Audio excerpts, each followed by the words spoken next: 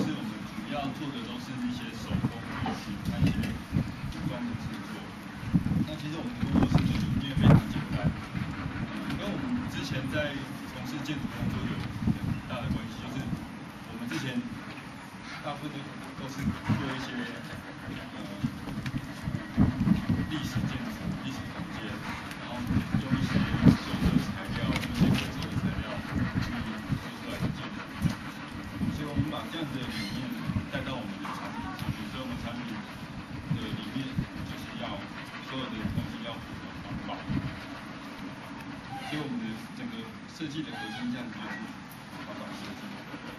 其实，在这样子的产品制作的过程中，我们所使用的材料，然后所生产的产品制作的方式，到产品坏掉它不能用了，被丢弃之后，它的回收都必须有一个环保的原则。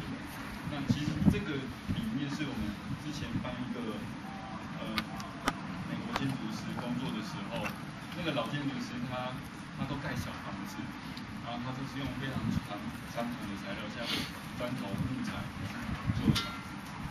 那我们多少影响到我们现在正在做的事情，所以我们现在我们所有的产品设计都是一定都是符合这个原则。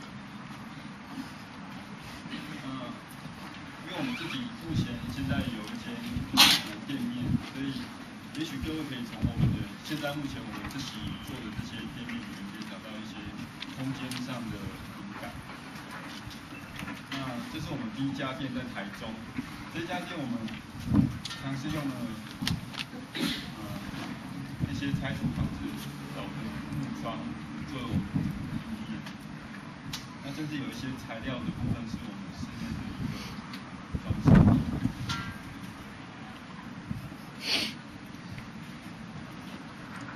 然后这是我们在台北的店，那这家店同样的我们也是回收了很多旧的家具去重新组合，所以你可以看到一些桌壁，有一些铁窗，然后经由不同的搭配，然后做出来的一些展示的空间。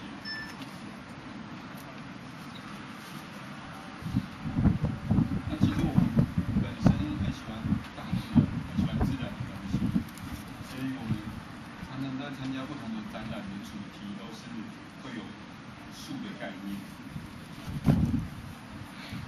那跟各位介绍一下，简单介绍我们现在的一些手工艺品。那这是我们用羊毛做出的这个系列其实做非常久，从我们当初在做建筑的时候就有在做这个系列，然后用羊毛做出来的手工，一些回收自然的土质做出来的饰品。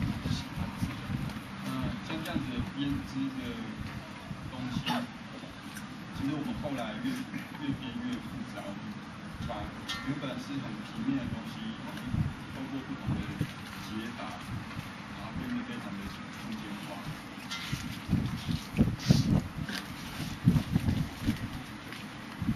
这是我们在06年参加的一个台湾创意设计大赛，在这个比赛里面，我们做了一个包包。这个包包它也是一件衣服，它是经由不同的折叠收纳的方式，从一件衣服，从一个睡袋，然后折成一个手提包。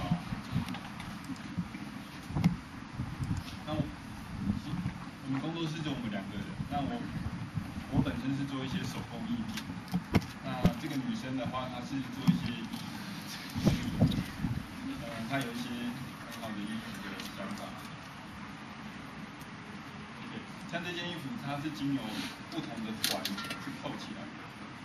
像这个装饰的部分，它是一个环扣一个环，扣一个环，然后组成一个点缀的东西。那甚至这个东西，它可以变成扣成一个围巾。那这个也是一个折叠的手法，它是一件很简单的 T 恤，经过折叠的方式，它卷的方式，它可以变成一个小包包。那这个系列其实我们设计给旅行者用的，就是旅行箱里面它其实如果放这样的衣服，它可以很节省空间。这是类似这样子的概念，就是用折叠的方式。这个物件是我们用打毛线的方式去包了一张长凳。那这个手法，后来我们又做出不同的东西。这个是结合一些毛线，然后同样它原本在画面左边那边是看起来是一个很容易的布，那经过不同的缠绕之后，它可以变成一件衣服。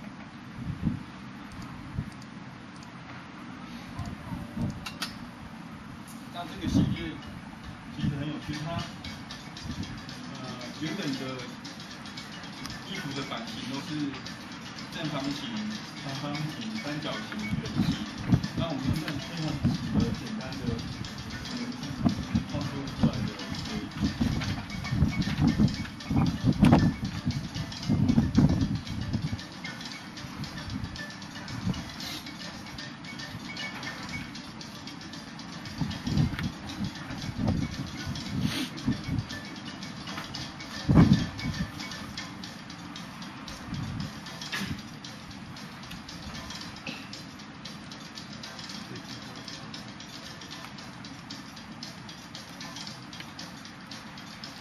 这些衣服摊平之后，它就是一个几何图形。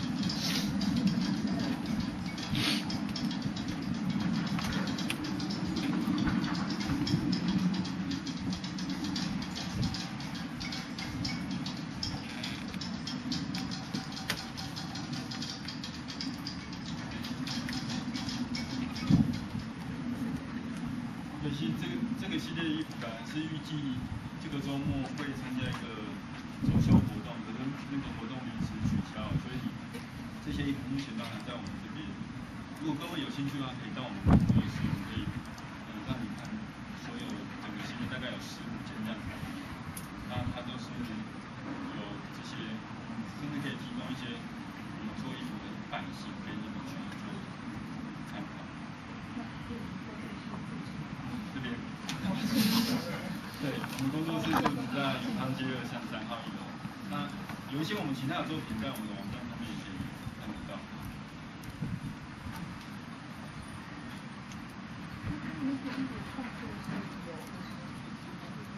那个衣服的创作其实是为了在南港有个废弃的瓶盖厂，现在有一个活动叫做游乐园。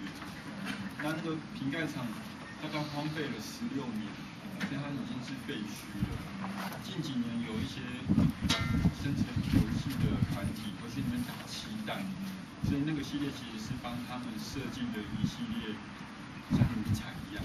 这个系列叫做废墟迷彩，就用了很多回收的布料，用了很多旧的衣服去改造。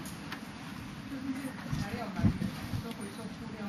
材料来源就是亲友，和我们自己的衣服。OK， 回到重点就是，其实我们还是有一些最基本的生活和工作的一些空间的需求。空间需求大概是分为会有一个服装工作室，这个服装工作室我们必须要有一个场所，就打板用的场所，大概不可以小于1.2米乘以2米。然后会有另外一个部分，就是会有个创作工作室。创作工作室部分基本上只要有一张桌子就可以。然后这个工作室，我们的工作室都是可以开放的。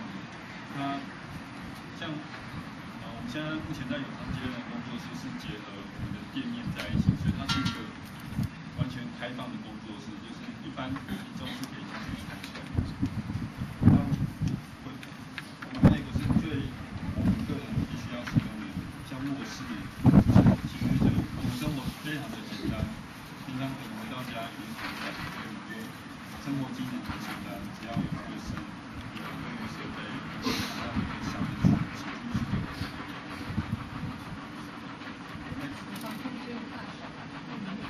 OK， 其实我们的储藏空间的概念，我之所以没有叫做储藏室，是因为我不想要一个储藏，不想要一间房间，所以你可以找出一些空间，一些比较零碎的地方，当做我们的储藏空间。我们非常不想要看到那种一个平面图里面会出现一个储藏室，然后里面什么都没有，这是我们不想要的。对。然后我们对储藏一些布料还有一些毛线之类的，就是材料蛮多，还有些所以可我们又不想要一个房间，然后关起来。有一些回收的材料也会放那。对，它其实是储藏空间，它也是可以把材料拿来作为展示用。那我们也要建材展示。对，有建材。然后我们也需要一个很小的教室，大概15个人就可以了。平常会邀请一些不同的艺术家进去教学。他也可以教学。对。那就也是一样的做，15个人。然后有一些我们自己的作品，或有一些学生的作品需要展示，所以我们需要一个展示空间。那展示空间，因为它不是一个房间，它可能是一个过道，可能是跟我们生活的起居是可以结合在一起的。所以其实我们这个空间有分4个层级，就是从最私密的我们的生活的空间，一直到像客房、茶水间、洗手间，这个是完全是开放的。那其中公益教室和我们的工作室是半开放的状态，就是它不定时会使用。就是私密，就是卧室跟卫浴。卫浴。是私密，然后其他就是开放跟半开放。对。半开放是客房。客房茶水间。空间、洗手间，这我们都是可以完全的。是客房对吗？对，是这样。那客房多功能使用吗？多功能使用，可见会使用。对，是可以收那种。对，这个有记下来嘛？有听到我们在讨论什么？有问题要问吗？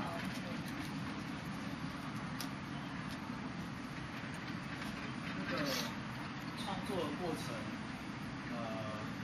可以像那种书霜那样吗？会介意吗？不介意。不介意。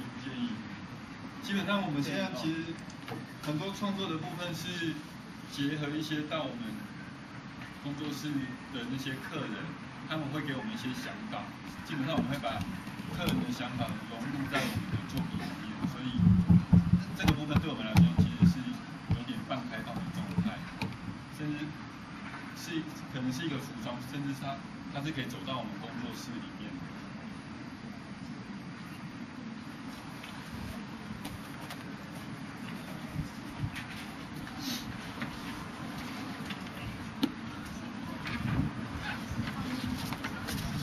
不会，没有团队行为。就是商业没有，所以你平常展示跟教学对。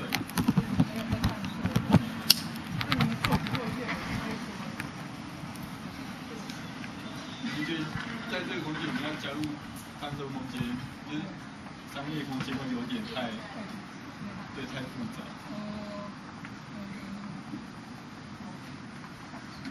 现在你们现在店铺那个店面跟那个工作室合在一起？合在一起，那合在一起。对。意思说店面的后面有工作室。对。可是没有，其实是融入在一起。哦，就是不在这里面，不在这里面。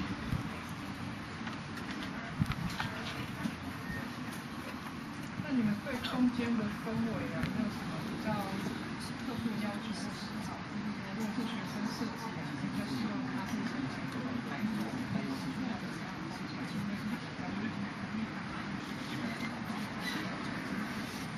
其实挺矛盾的。其实我们做的事情是非常的自然的东西，可是我们喜欢的空间又是很建筑、很干净、很极简的，对，很现代的。其实这个中间会有一点冲突，就是我们做的东西，和我们平常在参加一些展览去展示的那些空间，都是非常自然，有很多回收的材料。可是我们本身其实是喜欢很现代的空间的气质。那这些空间里面有没有什么空间，就是说它自然光一定要自然的光线很充足，然后有些空间其实人造的光源不够，有没有什么？工作室必须要有比较好的自然光。对。然后其他的都还好。其他的部分没有要求。我们的工作时间大概是从中午11点开始，然后一直会到晚上10点以后，这工作时间很长，甚至到凌晨2、3点。所以其实我们的生活空间相对的会非常的少。大部分时间每天都一样，全年无休，基本上就是这样子的时间。夜猫子。比你蛮辛苦的。因为我们会有楼层，因为我们整个是高层，他们可以做到7.2，所以会有一些楼层。那你这些空间里面有没有说什么楼层的关系？就是说有些空间你是觉得要在低楼层，你可以在高楼层，没有关系。都自由让他们去。让他们去洗澡。我们也不想限制说卧房一定要放在高楼层，其实并没有，让学生同学可以自由的去想象。还是他们弄出来的成果。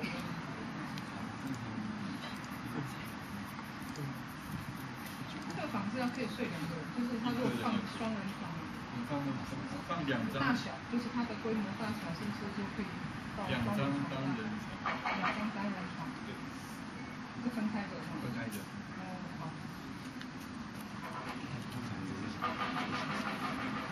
那个同学快点啦！你不是老师在问问题吗？有没有什么问题要问一下啊？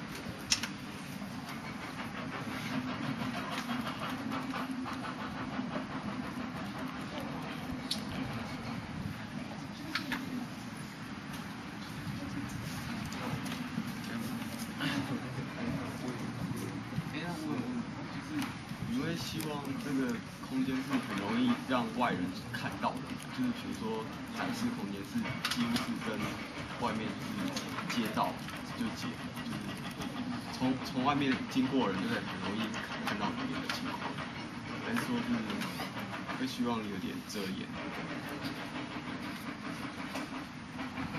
对，其实应该是可以完全看到，不需要刻意的去。所以路人看到你们里面作业情况也很 OK 的。因为我基地在旗东街，就是全日式的住宅区里面一个空地，所以其实他们那个空地还蛮大的，所以他们还可以自由调整位置方向。所以他们问这个问题有可能就是要跟马路的关系是怎么样？那要有什么停车分类？不需要。那我想请问，你们材料的保存就是湿度跟阳光很重要吗？湿湿度很重要，就是布料和羊毛其实怕潮湿，阳光也可以直射，因为有些植物染的布料它不像太阳，它晒太阳它会褪色。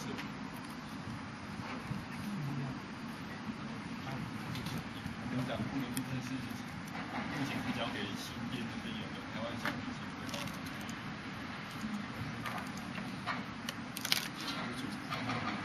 你梦想穿这4个套子，除了外套，是头巾，还有就那个是全部。没有穿。我刚看你们展示衣服，我就想你怎么没穿一套出来？因为衣服太奇怪了。这是走秀用，不适合平常骑士。这衣服有点中性，就是很中性的，在设计的时候没有这样子。因为工作的时候不知道是谁要这是蛮好的。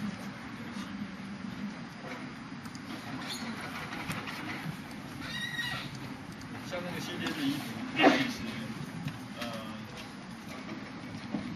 我们想出来一个想法，就是它是可以上下颠倒穿，它其实是没有上下的，甚至有些衣服是正面穿是短袖，倒过来穿的是长袖。很多功能是。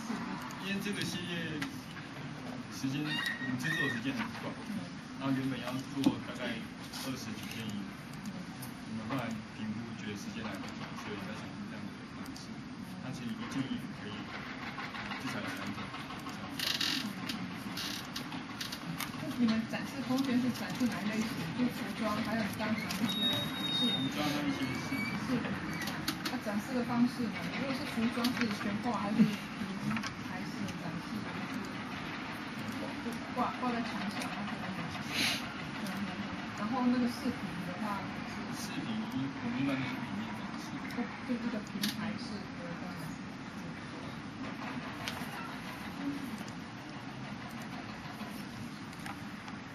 那个同学有问题啊？我想请问，就你刚刚说你比较喜欢简洁跟现代的建筑风格，但是我刚刚看你的照片里面的展示空间，它其实是比较原始自然。那所以这个部分是我们一直很矛盾的地方，因为也跟我们的背景有关系啊。我们在过往在学校训练的建筑教育里面，其实学的就是这样子的很现代建筑的东西，包括我们工作也都是。直到后来我们接触了那位美国建筑师之后，才开始尝试用一些比较传统的材料、比较自然的东西去呈现出的空间。你说这个展示空间跟你们之前店面的比较类似，是原始的自然。你可以把它融合在一起，其实我们都可以做，可是我们个人本身是比较喜欢那种很简单的。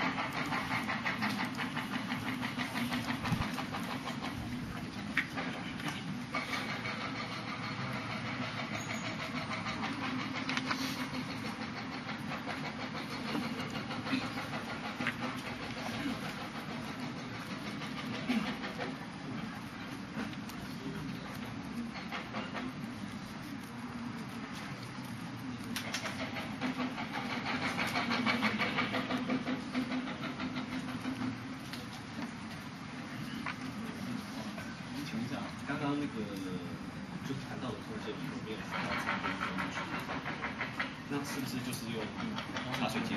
对，它怎么样？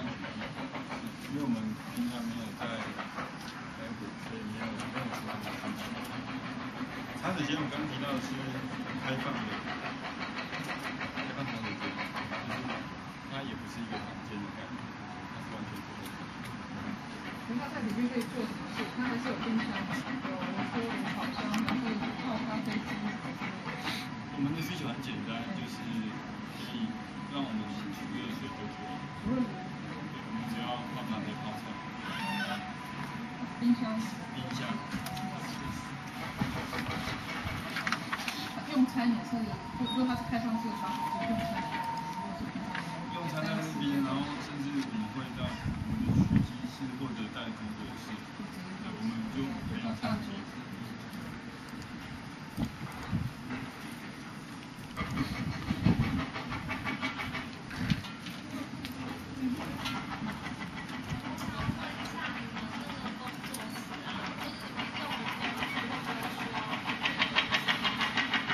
其实非常需要，工具很多。目前的状态就是永远找不到，所以我们还需要，可以这还有一面墙是可以去收纳我们的所有的工具。工具有哪些？工具的话有，服装的部分有尺、缝纫机，对，各式各样的尺，有直的，有弯的，然后有缝纫机、烤客机，烤客就是缝衣服的边的机器，跟缝纫机很像。对，这样。其他手工艺的部分，我们会有电钻、锯子。就是什么，对，就是什么工具都会有，因为我们还有做一些小的木工，所以会有很多小工具，像钻子啊，螺丝起子那一定，然后磨砂机，通通在用的。就它平常那些机都可以收纳在墙上。你刚讲缝纫机是，缝纫机很重，所以我们需求的服装工作室它要有个长桌，就是要摆这些机器。所以你上面讲的长桌，它是上面也是还也可以放这个。对，可是这个长桌就是不得小于1.2米乘2米。这是最小的。对，最小一定要那么小。所以他们不用另外再设计一个东西放在上面。不需要。放上面。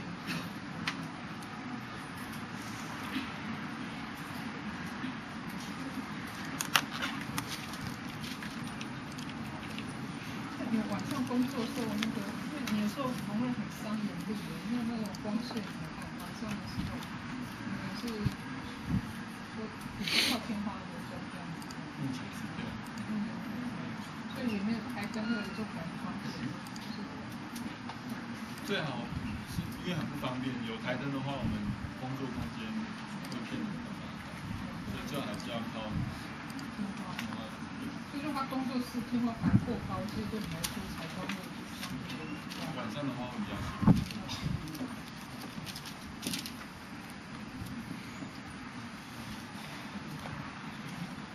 那个同学没有问题。来。像对卧室的话有什么要求？窗，那就可以了。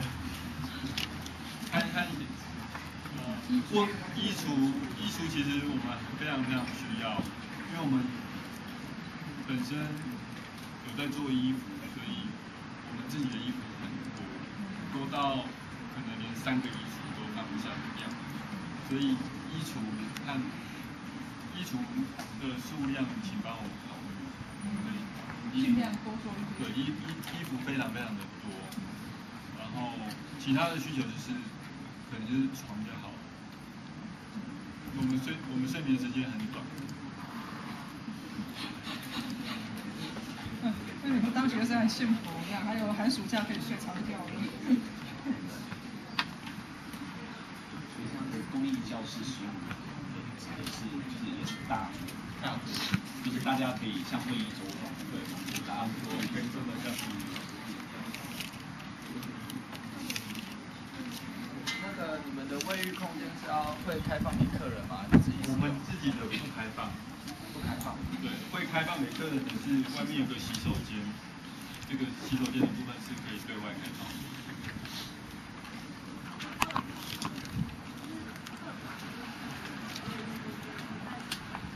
对，所以洗手间的卫浴是可以是半套的，不需要浴缸。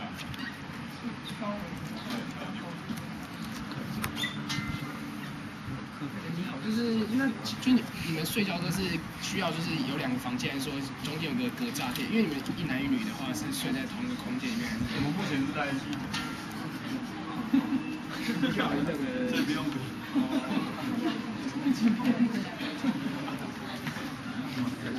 那个工作室是希望就是那个桌子是希望360度还是只有3项？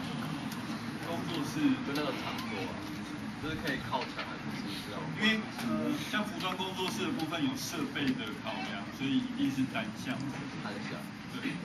那另外一个工作室我所需要的桌子都没有那么大，小桌子就可以。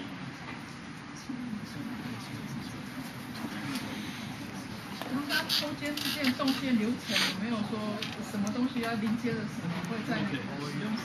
我们的工作室部分和我们的生活空间，我们希望能直接的连在一起。直接的关系。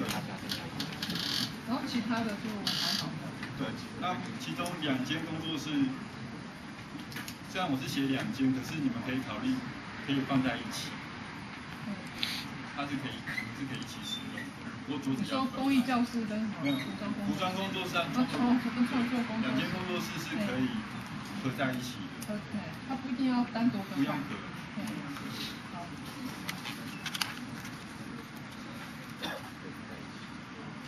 不过桌子要分开。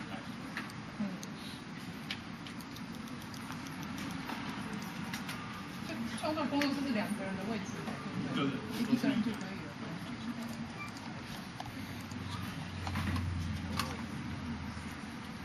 他有提到是那个什么植物染那些东西，或者是木工，但有些东西就是像植物染可能会闹火啊，然后木工会有一些空气污染的问题。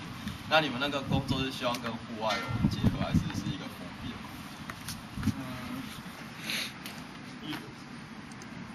要有点结合，不过你刚刚说到会有一些，像我们在有些可能会使用喷漆之类的，它确实是会有味道，所以这个部分如果能在户外或半户外操作是会比较好。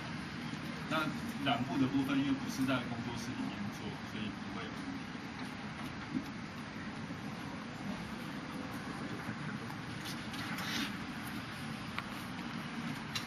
同学有没有问题？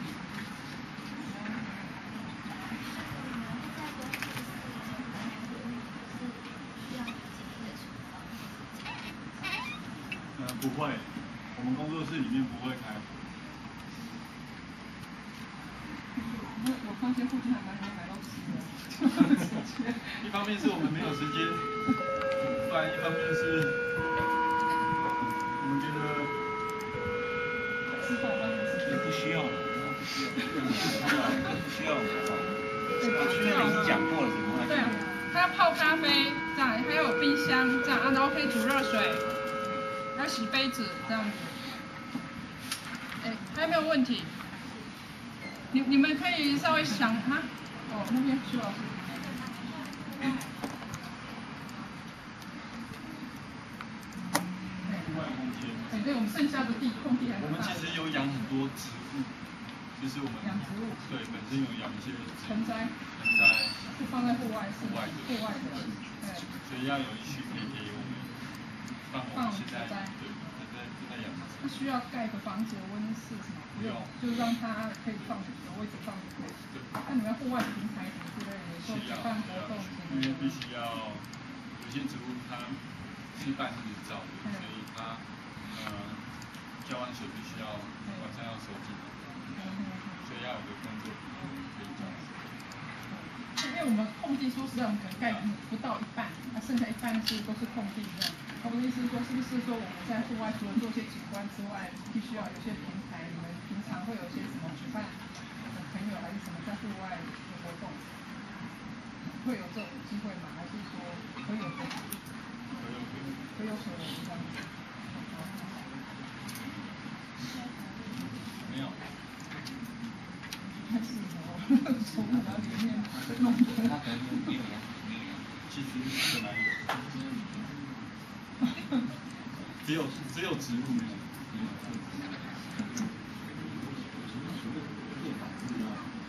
客房是我们有一些流浪的朋友，他可能是全台湾到处，他会到不同的城市去，手工做他的东西，或然后用他的东西来跟我煮饭，一个晚上的住宿，所以我们有时候会提供这样子房间给这些从事幼童服务。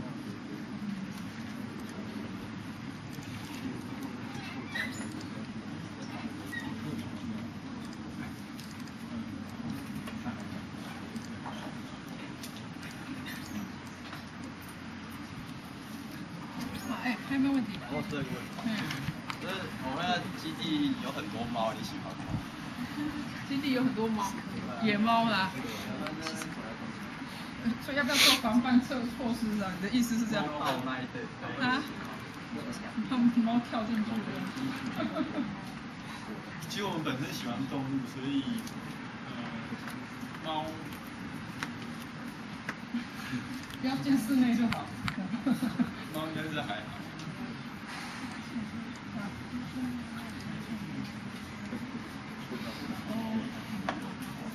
好，那我们先谢谢这两位那个设计师哈。你等一下有问题在他离开之前都还可以问哈。那我们现在就请另外一组。